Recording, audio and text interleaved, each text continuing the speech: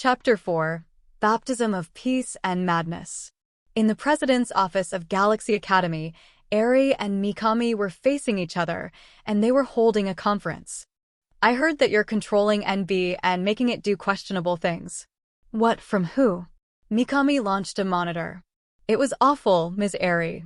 I was so scared. Suddenly I lost control of NB, and it began to do strange things and show sexy images to Sana. I am so ashamed that I let him be exposed to such things. I'm sorry. Kerchi was reflected on the monitor as she cried. However, Kerchi didn't know any better and blamed herself, not Eri. It's not your fault. Don't worry, Ms. Kerchi. It's all because of Eri-san. What? But I thought only I could control NB. Nevertheless, Eri-sama helped Sana get out of a serious crisis, so no action will be taken against her. Eri suddenly got in front of Kerchi and Mikami and begged. I won't do it anymore. Please don't tell Kariko-chan or Sita-sama or Minaho. Really, Eri? Of course. Absolutely. I forgive you, but I'm still going to apologize to Sana this evening. Wiping away her tears, Kerchi smiled a lovely smile and disappeared along with her monitor after giving a bow. She is really pretty, ho ho ho. And she has a lovely personality. She is quite gentle too, ho ho. Somehow lately, everyone has been cold towards me. Including Minaho? Especially Minaho, and when Sana is involved, Kariko-chan shows no mercy. Well, Minaho is pretty close with Sana through Kariko and Kion. Still, it's amazing. He encountered pirates after only 3 hours and 36 minutes in space. The odds of that are astronomical. Mikami said, steering the subject. Eri went back to her chair and sat down. Yes, that's almost the same as Matoto and Mahoshi-chan. I haven't confirmed yet. It seems your daughter encountered the Daruma Guild's mothership. Sana has a tremendous talent. I haven't confirmed it either, but I am convinced that crusty old shit hag has arranged for him to enter the decoy division. Eri said as she looked through her desk for an important document. I'm surprised Sito let that leak, ho ho ho. Sana's talent is nothing more than a nuisance for him, but for the GP, it's a major asset. It's no wonder that they want to monopolize on it. Even so, Eri, I don't think it's wise to place a cadet in such an important position. Talent is not a thing we can just mass-produce. Let's assign him to the Kamadake. The Kamadake? But, Eri, isn't that supposed to be the prototype for Jurai's latest model of battleships? Mikami was surprised. Isn't it worth it? It's set to have its maiden voyage next week. What better way to test its warfare capability than to have him on board? But what if info on it leaks out? It's okay for some leakage. In the end, Jurai has its royal ships. Okay, let's discuss this with the main as soon as the training ship returns. What should we do about Kariko? I think I will talk directly with her this evening. While saying that, Eri started typing up a letter to Kariko. That night, after finishing work, Kariko came back to her house built on the banks of the lake for the first time in a few months. Sorry I made you wait. Kariko went into the living room. There Eri was cracking open some crabs she had fished from the lake and cooked up for her and Kariko. Help me get this crab meat out. Kariko picked up a plate with some crabs and helped break the shells. We're going to put Sana into the decoy division. Kariko stopped cracking crabs and froze up. Eri moved quickly so that Kariko's saliva would not get into the crab meat she had extracted. Sana is not your toy. This better be a joke. Kariko yelled with an unusual abundance of anger. Kariko, do you know what the Natsuki found when it went along on Sana's trip? Natsuki. Isn't that Utsutsumi's recon ship? Yes, it went with Sana's ship and got separated when the training ship had engine trouble. They encountered a large planet-scale ship. A planetary-scale ship? I only heard that they were attacked by Kamichikyo. What ship was it? The Jurai Information Division has confirmed it to be the Daruma Guild's mothership, the Big Daruma. He encountered something like that. Kariko sat down in a panic, looking like she was about to collapse from shock. It had been decided that Sana was going to the decoy division, and disclosing this information to Kariko here meant that fact had been leaked already by various routes. This is a very risky decision.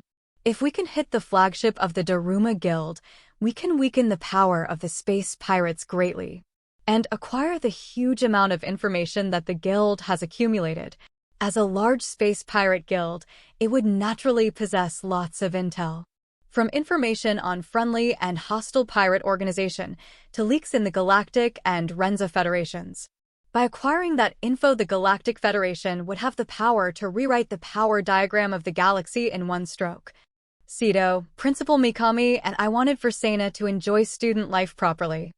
I thought that it would be good for Sana's spiritual growth. But things have changed. It's necessary to rush him a bit from now on. If we give them too much time, it'll be impossible to take down the pirates. We need to move. Do you understand? For this reason, Sito has given us permission to use the Kamadake, the next generation Jurian flagship. Naturally, we're using Sana to test it out. So you want to use him to subject it to battle? I know it sounds crazy, but I assure you Tenio's team is working hard on making it resilient. I'm surprised they're okay with using Sana, but I guess I'm okay with it. Sana-chan is going to get in trouble no matter where he is anyways. But Sana isn't alone in this. There are lots of people who are thinking about doing something to help him. You know that, don't you? I would be happy if it was free of charge. Not only is it free, it's the best. It pays to have friends in high places. Is it really free if you make money off the patents on it? Kariko said, taking the plate of crab back from Eri. Well, I guess I do get a salary from the GP for it. That reminds me. During Sana's training, NB was exhibiting some suspicious behavior. Did you do something, Eri-sama? Who told you? I just looked over Amain's report and put 2 and 2 together. Amain's intelligent reports included many seemingly trivial details, and Kariko had figured it out from there.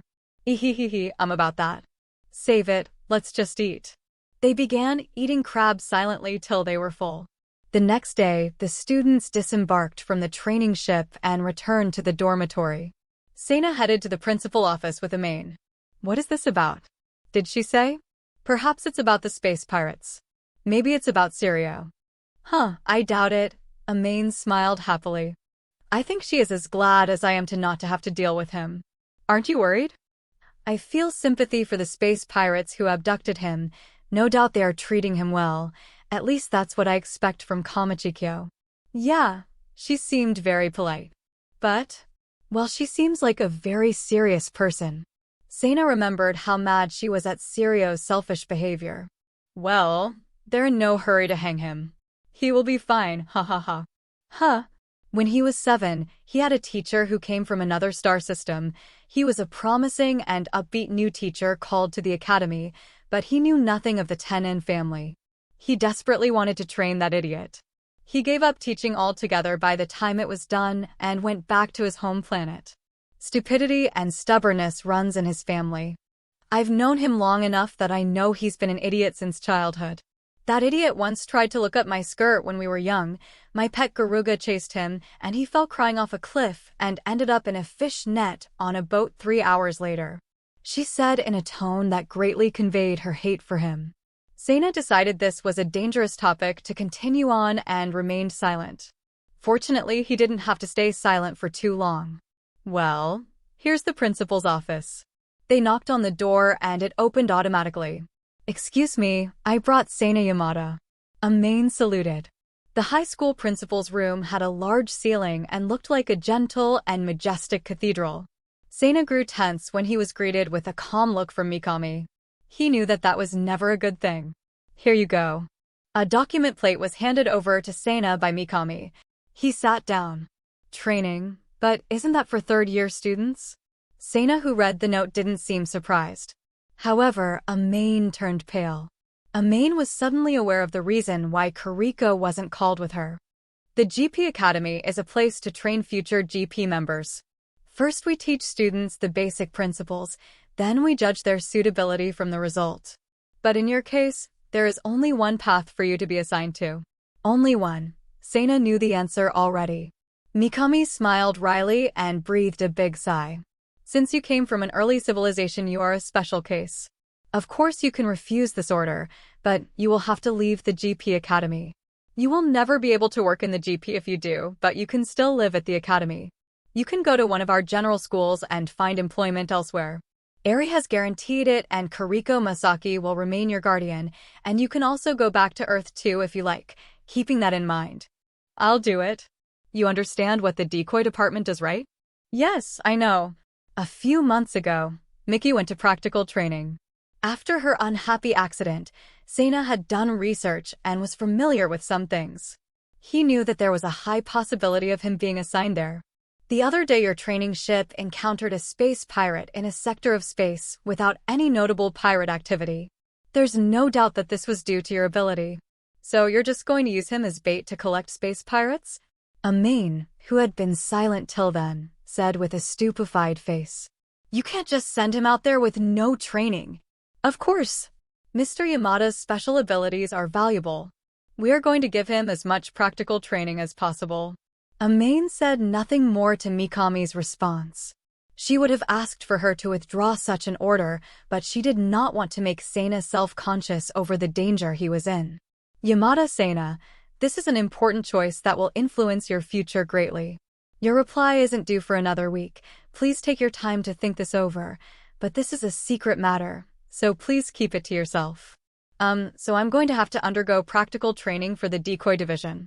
Why are you being so serious? Hey, Sena.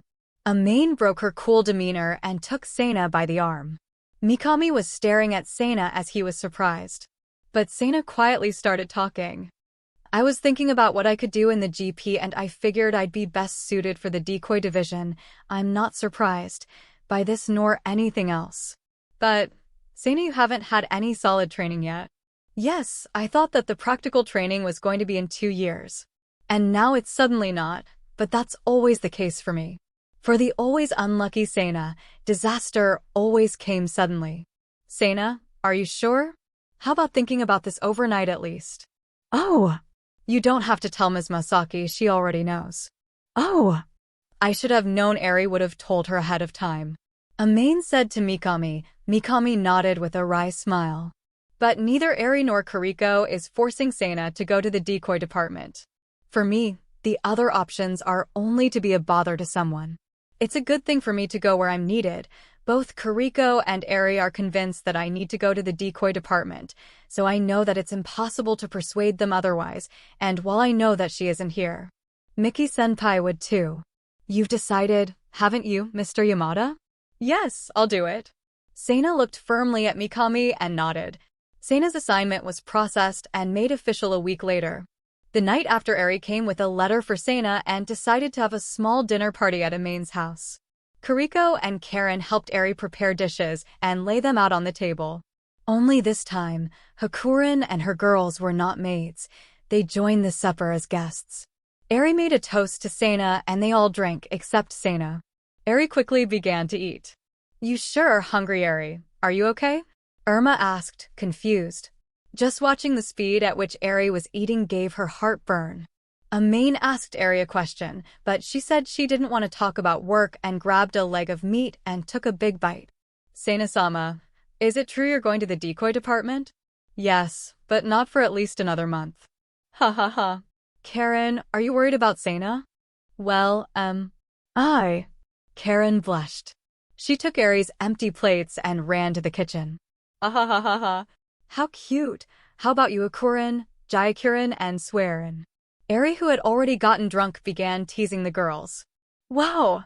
Eri-sama, you sure know how to wolf down a plate. Hakurin said, completely hypnotized by Eri's speed. Amain giggled. Wow, rude. What about you, Jaikirin? No, wait, how about you, Swearin? Eri stood up past Jaikirin and went next to Swearin. Hey, Swearin-chan. Do you have a thing for Sena-chan? Eri said, holding Swearin so she couldn't escape. Kariko. Eri seems to be blanking out a lot. What's going on? She started drinking when she started cooking. Should we stop her? Eri's under a lot of stress lately. Mikami told me we should just let her blow off some steam. Yeah, but why does she have to do it in my house? Amain, Kariko, and Irma talked loudly among themselves on the other side of the table as Eri's intoxicated state became more and more severe. Hey, Swearin, will you be lonely if Sena is gone? Yes, I will. Swearin turned red and tried to slip out of Eri's grip. Ahahaha, cute. Hey, Sena, you hear that? Swearin is lonesome. Oh, thank you. Like Swearin, Sena also turned red when he replied. When she saw it, Eri got happy enough to move on to Jayakiran. Jayakiran is. Nah, I better stop. Oh, Ms. Eri, why aren't you asking me? No point when the answer is clear. You should ask Kariko. Amain said loudly. What do you mean I should ask Kariko? I will ask. Jayakiran-chan. Eri put her hands on Jayakiran's shoulder. Seina-sama. Please don't push yourself. I pray for you to return home safely. Everyone except Hakuren was left speechless from Jayakiran's polite language and her wholesome smile. Oh, why are you all staring at me? Wow, how cute, Jayakiran-chan. I've never seen you act so proper. Oh ho ho, Jayakiran princess laughed, and it hurt Eri's ears. Geez, how frustrating. Your master's going off to the battlefield. You should show him off in style. Let's get rid of these. Eri started to try to remove Jayakiran's clothes. Haha, sure Eri, let's show off in naked aprons, or maybe we should wear nothing but a large shirt? Hakuren said. Everyone except Hakuren got nervous while thinking about it. They all laughed at the ridiculousness of it. Ahahaha. Hey Seina-chan, which one do you prefer, a naked apron or nothing but a large oversized shirt? Eri asked Seina as she hugged Jayakiran. But instead of waiting for an answer, she barfed and passed out. About 3 hours later, Eri was passed out and the banquet had ended. Seina went to the bathroom to get ready for bed. Hakuren and Jayakiran went to sleep. Irma went to her room. Kariko and Karen were cleaning up in the kitchen. Oh, Kariko, can I talk to you a bit in private? Amain said when she saw Kariko was done cleaning. What's wrong, Amain? I want to talk to you about tomorrow. Is it about Seina-chan? No, it's no big deal. I'm just a little worried. Okay, Karen, please take care of the rest of the dishes for me. Shall I bring you some tea? No thanks, this won't take that long. Amain took Kariko with her and left the kitchen to go out to the veranda. There was a pleasant sea breeze blowing, and in the nearby yacht harbor, luxurious cruisers were lit up as they docked in the harbor. Thanks to the absence of city light, the night sky was full of twinkling stars above Amain's luxury apartment penthouse. Despite her rough appearance, which consisted of cut jeans and a tank top, Amain appeared beautiful like a goddess against the night background. She looks like a painting, Kariko thought. Oh, what is it? Kariko. Well, why are you staring at me? Kariko snapped back to reality. Amain had that effect on people since childhood. She dressed roughly and acted tough unconsciously as a means of self-defense so that she would not attract people more than necessary. Well, I was just distracted. With you standing out here, it sort of looks like a fancy painting. Huh, well, this kind of location and atmosphere probably fits Jayakiran better. Stop it, I want to throw up at that idea. Kariko shuddered. She pictured it and felt a strange feeling in herself. Jayakiran was like a moon goddess, and she doubled her beauty at night. Her biggest problem was, unlike Amain, Jayakiran made no attempts to restrict her attractive powers. I want to pound that bitch right in the face. Kariko brought up a trembling fist.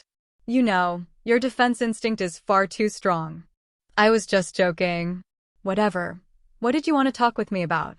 Kariko deflected her eyes from Amain and regained her calm while taking a deep breath. Oh, I think this situation that Seina's is about to be in is somewhat different from usual. Amain told Kariko about what Mikami had told her earlier that day. I know that Seina is needed and he just wants to help, but how do I put this? I feel like they're going overboard. In any case, if Seina wants to do this, I support him, but what do you think about this, Kariko? Kariko thought carefully for a while on how to respond to Amain's words. And slowly, she began to reply, regarding things with Mickey, I admit I became a bit obsessed. But Seina has made his decision on this. I know he won't change his mind, so I think that there is no other choice for me but to support Seina under these conditions. Well, anyways, thank you for taking the time to hear me out. I'm glad that you care about the small details, Amain. Thank you. The two confirmed each other's concern and their worries were dispelled. They were glad that they were not alone in carrying Seina's bad luck. They smiled. Kariko, don't you have somewhere to be tomorrow? Yes, I should get ready for bed. The next day, Kariko got up and left for work before Seina got up. When he woke up, Sena headed to the GP headquarters satellite. What do I do now? Sena was lost. The guide map inside the GP headquarters satellite was very confusing for Sena. It twisted and turned and was intertwined a lot, but it consisted of simple passages. It was like a maze. He confirmed his place on the map, but a wall that was not on the map was standing in front of him. Again. Well, I guess I'm just lost now. Sena stood there confused. I should have brought NB. From the window to the side of him, he could see the Academy's star. He stood and looked up for a moment at the cargo ships leaving the planet. One passed right by the window. He lost track of time until he noticed someone humming in the distance. Who's there? Sena called. The source of the humming came closer. He recognized the voice. Mitoto approached wearing the same uniform as when he first met her. She was enthusiastically cleaning the passages. Ms. Mitoto. Oh! Sena-chan. Long time no see. Mitoto gladly ran over to Sena and began petting him like a puppy. Why are you in such a place? I'm supposed to be going to practical training for decoy division. I'm a little lost. Oh, that's right. This satellite is under construction now, and it must be confusing. I'll show you around. But aren't you working? I'll do my job as we walk. Please come with me. Mitoto smiled and went forward while sweeping the floor. Sena followed Mitoto. There were 5 rings that surround the solar system of the Academy like a birdcage. 1 for public use, 1 for the Academy, 1 for the GP, and 2 were privately owned by philosophers. The battleship Renamica left from the large dock at the 278th station of the Galactic Army section of the GP's exclusive ring. It went through a brand new state-of-the-art one-way transfer gate and was several hundred light years from the Academy in only a few minutes. Reporting. No problem with the ship. Errors are within expected range. Reports from operators resonated on the bridge. Although it was a battleship, the interior of the bridge was unexpectedly narrow, with only room for 5 operator seats and 2 information officers seated above them. There was a seat for the captain somewhat behind that. But Captain Rise Romlair, who should have been there, was standing next to the information officer's seat where Kariko sat in a military uniform. I appreciate you joining us on such short notice. No problem. You've always been there for me, Captain. It's the least I could do. I heard about the nightmare you're facing. I'm sorry. I know he's like a brother to you. I'm still surprised. I always thought you would make an excellent military officer. You're fit to command even the highest-ranked army flagship, and yet you've ended up an academy instructor. The decision wasn't mine to make. But finally, both you and he are in the same place. You must be happy about that. As you know, Sena is a human from an early civilization stage planet that was allowed to go up to space as a special case. So there are many things about everyday life here that I still need to teach him, and being his instructor gives me the flexibility to do that. It would cause more trouble for the military for me to be in them than if I weren't right now, but I appreciate the praise. I see. Maybe. Well, if the results are good, there's really no reason to worry about the process. At that time, the bridge of the operator yelled out to the bridge. Captain, we have discovered an unknown ship in direction 070. Number 3. Distance 1050. It appears to have noticed us. They're closing. Kariko quickly analyzed the information. It's a pirate ship belonging to Daruma Guild. The remaining one is an unidentified ship, but it is a remodeled ship, Class D4. Kariko projected the data on the main screen. Captain Rise returned to the captain's seat and quickly confirmed the data displayed on the screen. With our ship, we could easily sink them, but for now the mission is top priority. Accelerate and let's ditch them. To find the ship with a storming block, is it a coincidence? Kariko's doubt was quickly resolved. Captain, code 064. We have discovered non-crew life reactions in passage E13. ID check, hurry. A screen with the intruder's information and a screen with a feed of the intruders popped up. What? That's Mitoto Kuramitsu. The captain looked amazed, but then he saw another person next to her. Another one. He must have gotten caught up in Mitoto-san's cleaning. Wait, that's Sena-chan. What?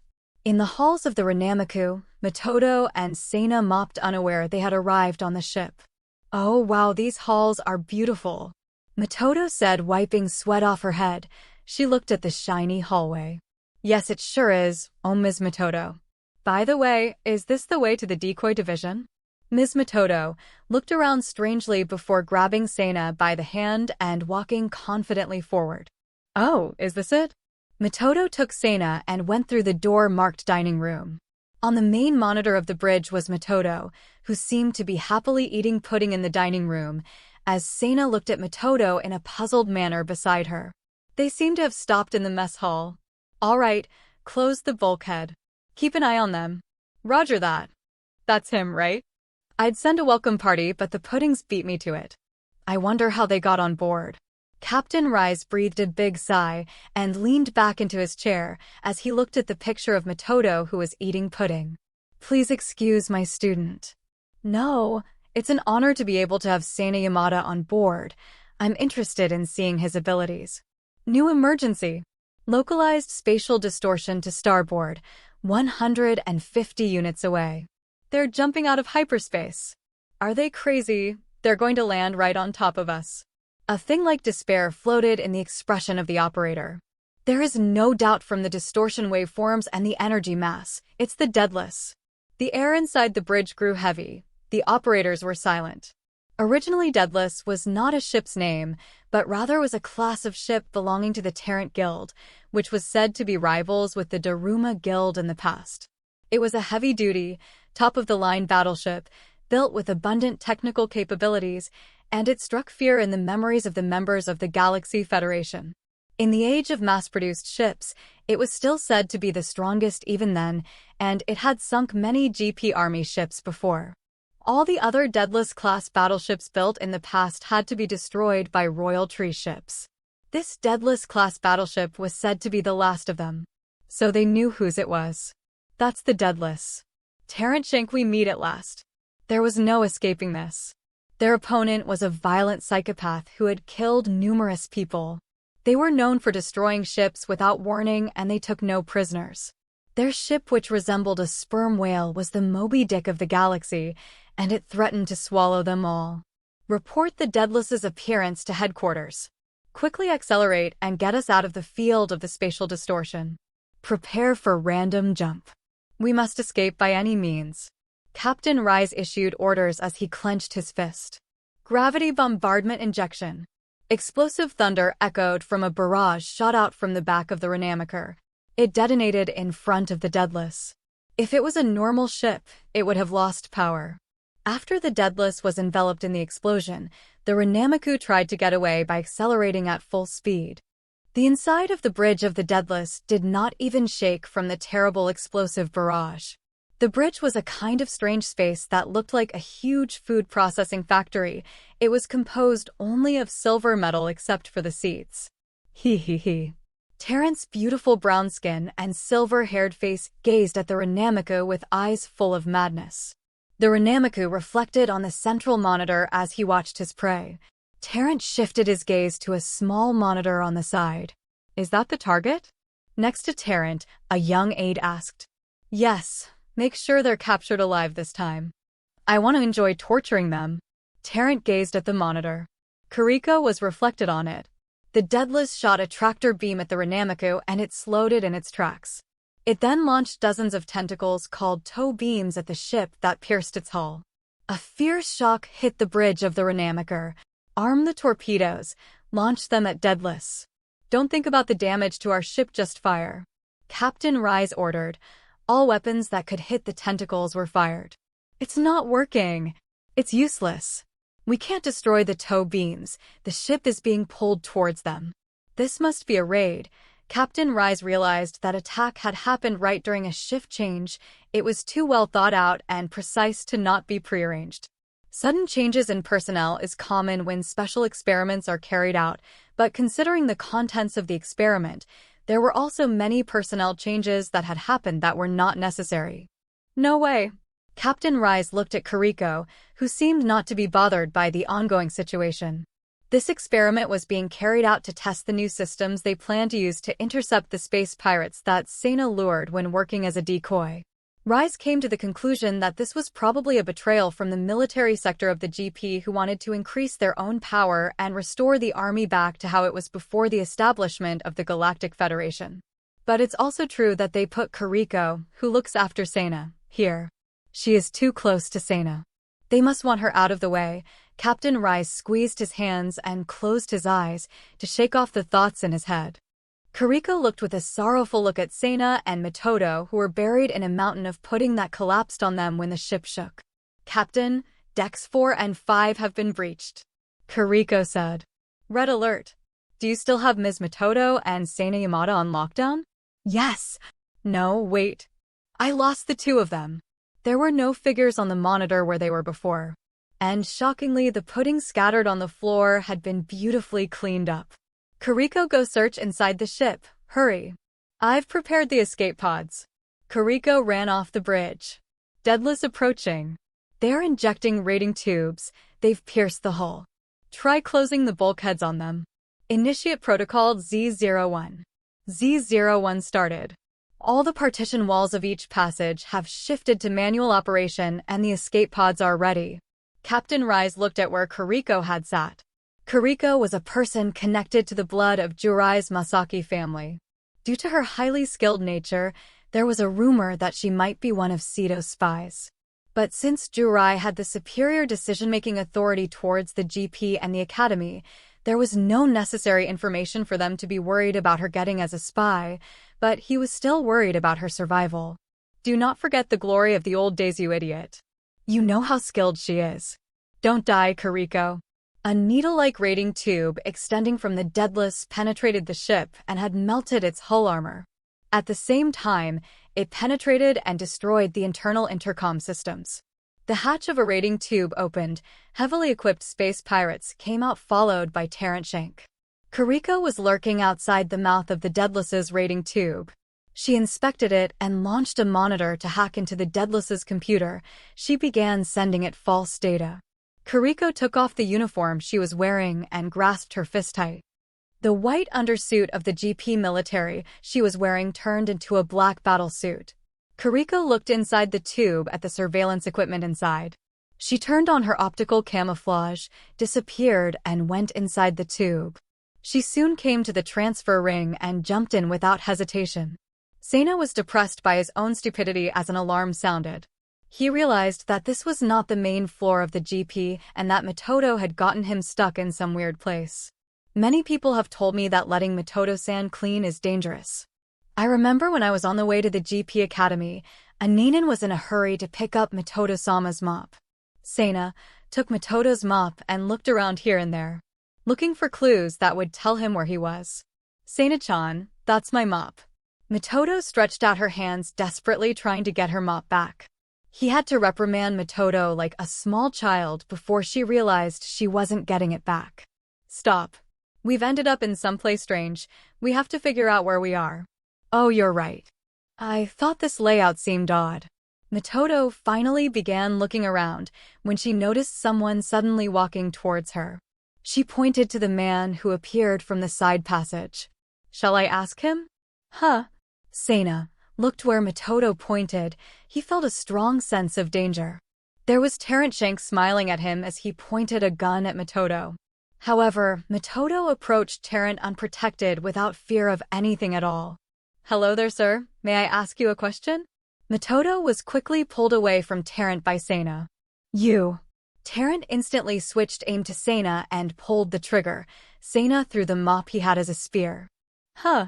Terrent did not expect he would use the mop as a weapon, and so his guardian system did not recognize the mop as a threat, and since Sana was now doubly bioenhanced, he was able to make a large gap between him and Terrent. Sana ran away from Terrent holding Mitoto. Kariko came out of the transfer ring on the Daedalus. However, she did not see any sign that there were people on board. It looked like an empty warehouse on the inside. Although it's huge on the outside, it's fairly small on the inside. It must be mostly armor.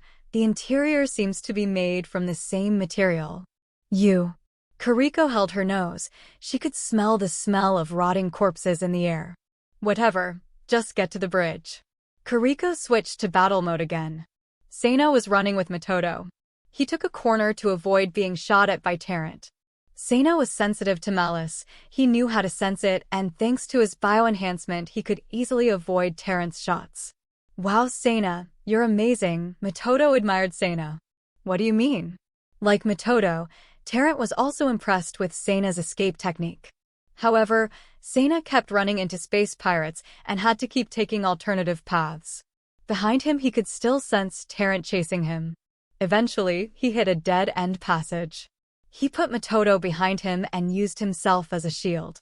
Tarrant caught up to a straight aisle. Ah. Tarrant laughed, looking at Matoto and Sena, who were desperate to escape. I might as well play with you before I kill you. Tarrant stretched out his hand and shot his gun without aiming.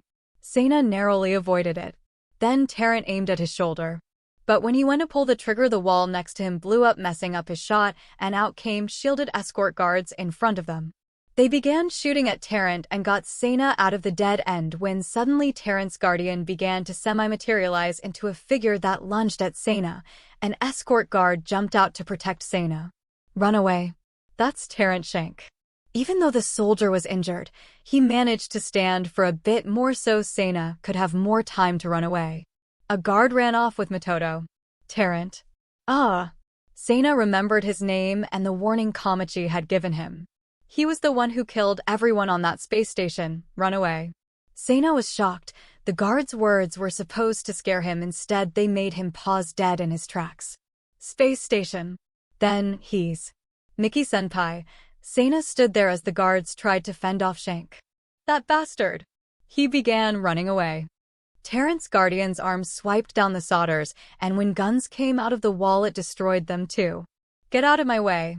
Tarrant had made up his mind. His new target was Sena.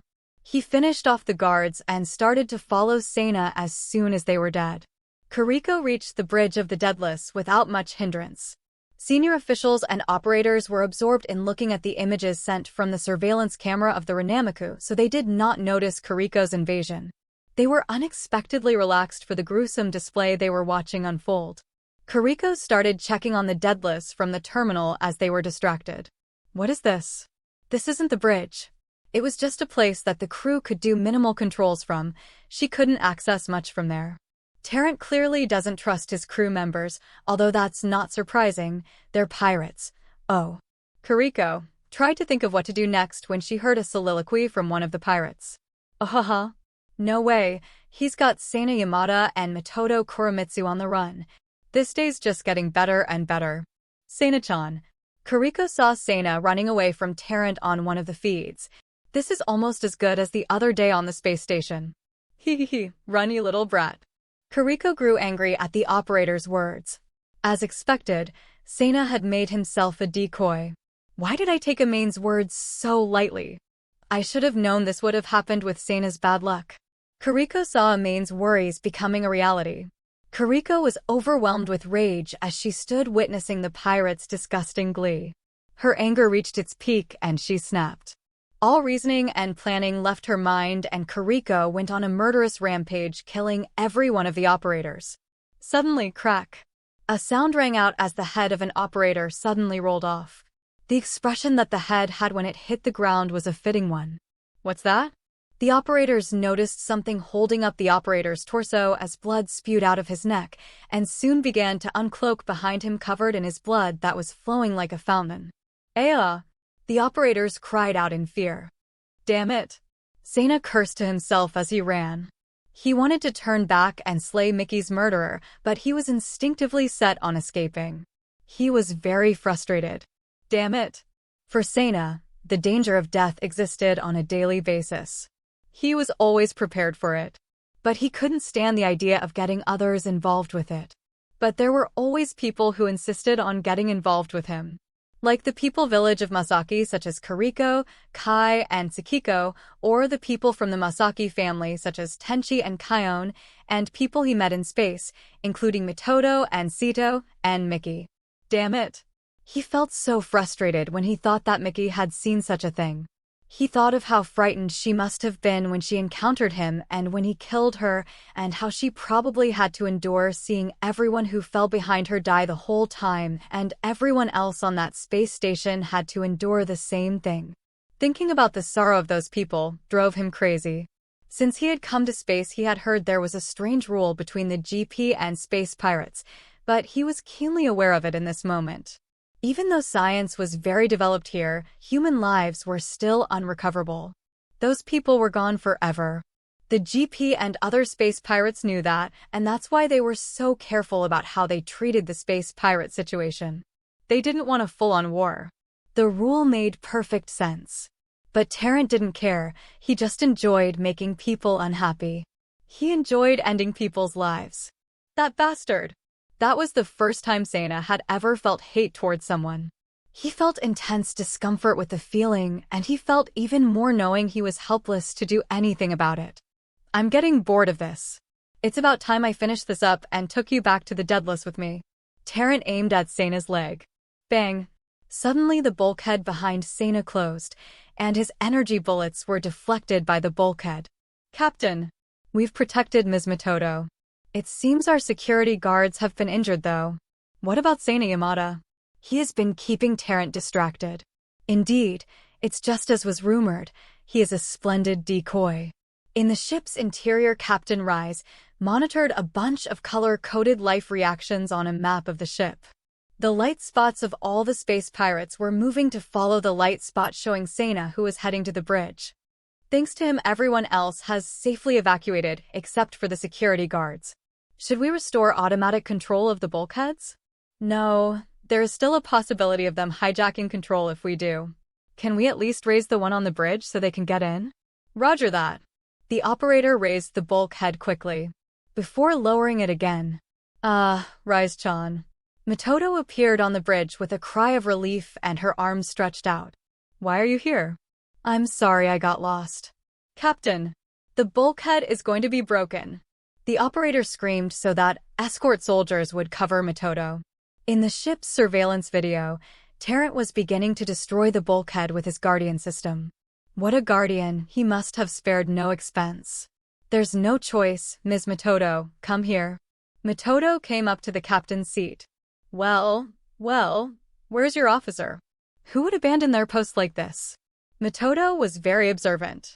With minimal explanation, she recognized the precise situation instantly. It's Kuriko Masaki. Oh! You should have said so.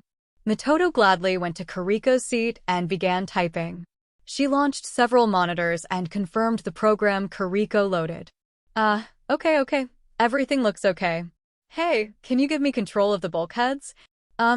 Sure.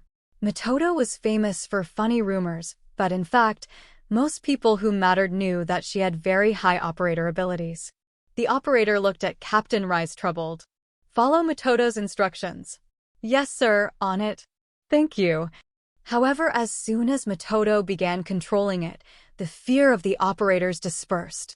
The pirates' movements were completely quarantined, and she had effectively put the security guards in favorable situations, as well as optimized the movement of the repairmen to important facilities, and sent support for Sana, etc.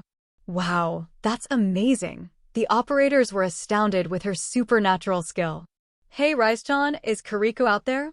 Yes, but I've lost contact. Oh, it looks like her life signs just came back on board. Huh. Her biological reaction is at the raiding tube where she disappeared. Captain Rise saw the place Matoto pointed to.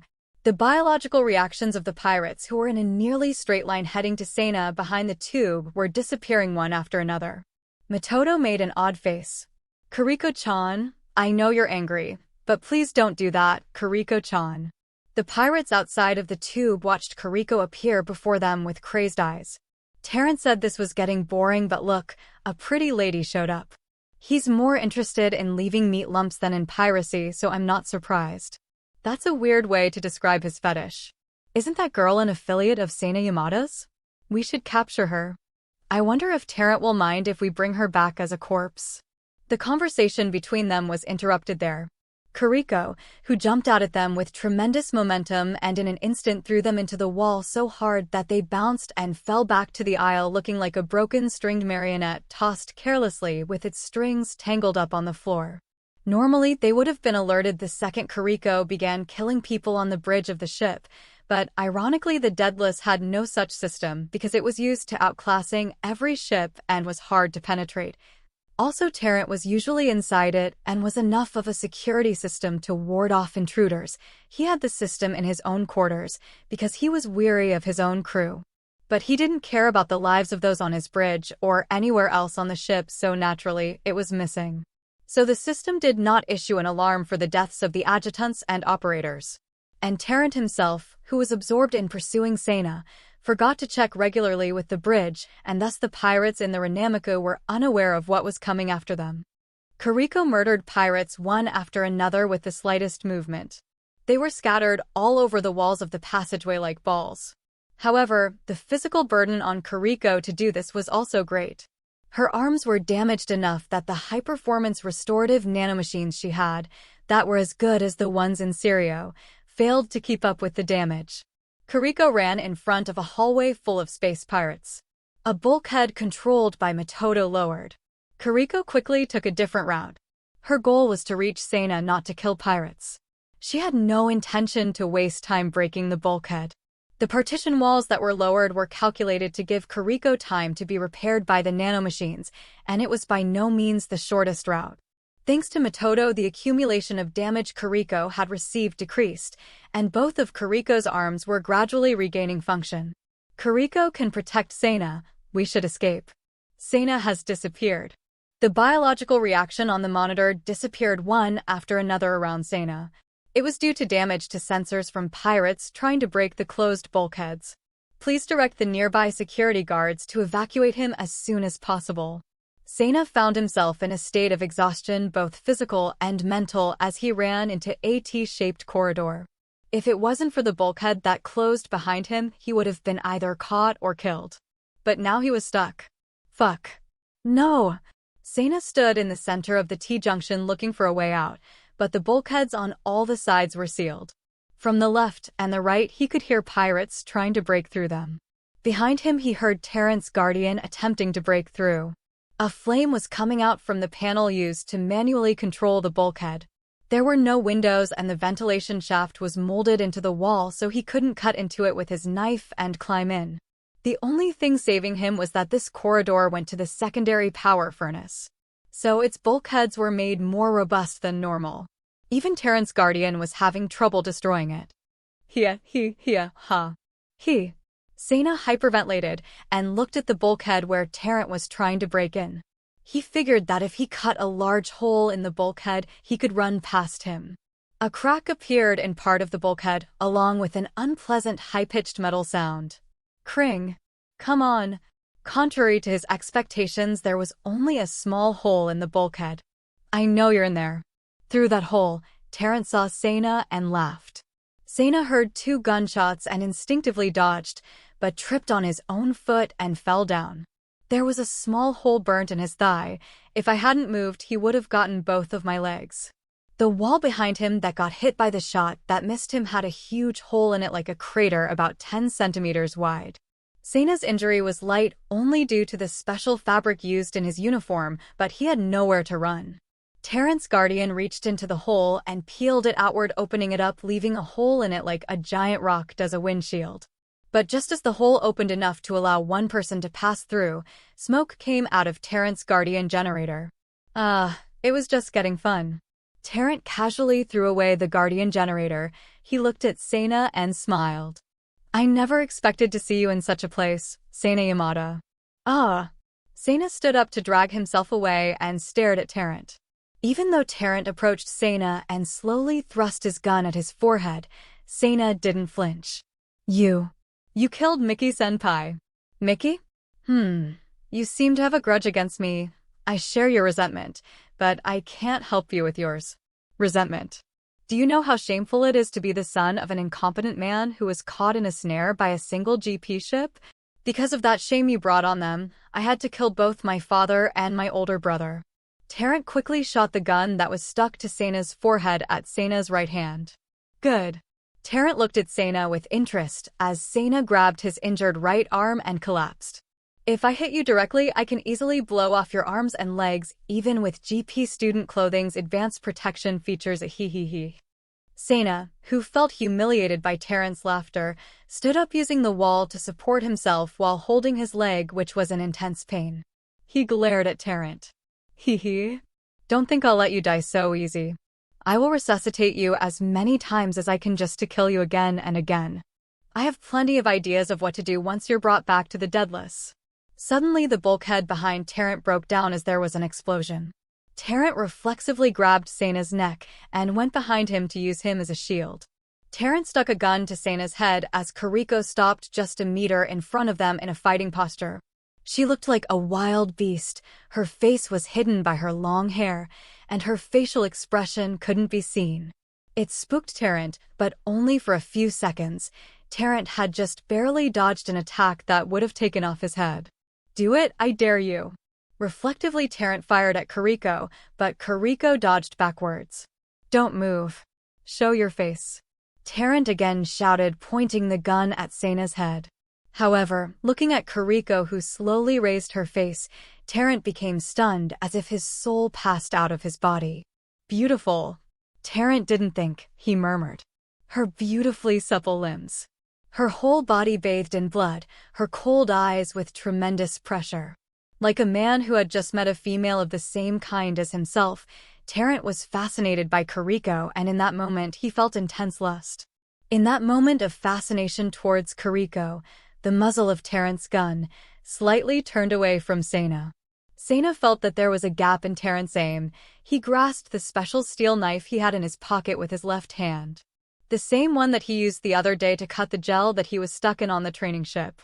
Long ago in the countryside of Japan, boys would use that kind of knife to whittle wood and bamboo to make toys to play with, or to cut vegetables and fruit to eat, or to mark trees or catch insects.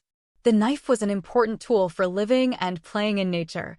In Sena's case, it was a versatile tool used to cut splints and medicinal herbs when injured, and cut bandages that had gotten stuck. However, it wasn't just a tool but a weapon. Sena had never pointed a knife at anyone, not even once, and never even thought of it. Sena pretended Terrent's arm was a mass of vines entangling him as he stabbed into Terrent's arm with his knife and pulled it down. Jaya! Terrent was shocked. The sudden pain was just like a surprise sting by a bee. He tried to hit Sena with the butt of his gun to shake off him reflexively. Oops. When Terrent realized his mistake, Sena had already dodged and fallen at Kariko's feet. The death of Terrent, who had just lost his hostage and didn't have a guardian, was certain. But Terrent remembered the terrible pleasure of Sena's fear. He was looking forward to the moment Kariko would arrive and be knocked down by the pressure of his murderous intent. But Terrent's expectations had been shattered. The eyes of Kariko that he found beautiful were directed to Sena, not him, and it upset him. What a sight to behold in front of me! Terrent felt the flames of a lover being cheated on towards Sena. Get back, he's dangerous. Kariko shielded Sena as Terrent fired at her suit, which absorbed the energy bullets, but it couldn't survive the overload of energy caused by them. Kariko's suit stopped functioning. The next hit she took would have hurt her, but she thought quickly and picked up a small piece of the bulkhead that had fallen on the floor and threw it at Terrent's gun. Crick! His gun sounded as it spun away from him. Terrent raced for the gun and Kariko rushed him. But an explosion burst out at them. Damn it, Terrent-sama. Huh. The space pirates had succeeded in breaking the other bulkhead. They began shooting at Kariko. She had no shielding, so she quickly fell back and grabbed Sena and began escaping.